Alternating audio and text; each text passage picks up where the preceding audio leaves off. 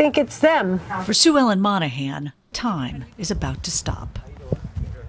Make sure I do this the right. 6 months after her son, Tim, died, she's going to hear his heartbeat in Jon Claflin's chest. Tim Conley was Sue Ellen's only child. His father died when he was just 3 years old, and he grew up in the arms of his mom's big, boisterous Italian family. Timmy was the love of my life. He was a natural athlete who played football, basketball, and lacrosse at Deering High, the kid who was everybody's friend. Ever since he passed, I've gotten notes. Do you remember me, Mrs. Hammond? I went to middle school with him. He used to stick up for me in the lunchroom. On October 25th, Tim hit his head while at work at Home Depot. He died 5 days later of a brain injury.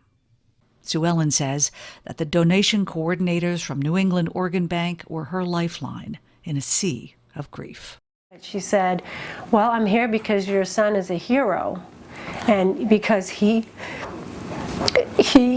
said he wanted to be an organ donor. And hearing that, you know, it was just hearing that, it puts you in a whole different place. On the day Tim died, Jon Claflin, who lives in Massachusetts, was at Brigham and Women's Hospital with yet another emergency related to his failing heart. Worse and worse. I got to the point where I could walk maybe 100 feet, and that was it. I was out of breath constantly.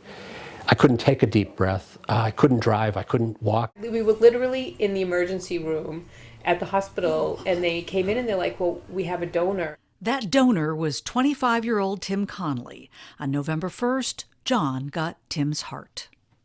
3 other lives were saved by Tim's organ donations, too.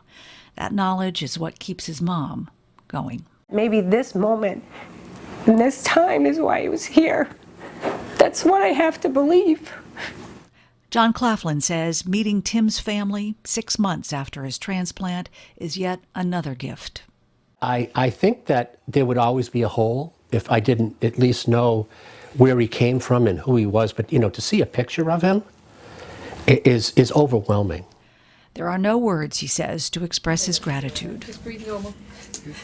But for Sue Ellen Monaghan, the chance to hear her son's heartbeat one more time, that's all the thanks she'll ever need.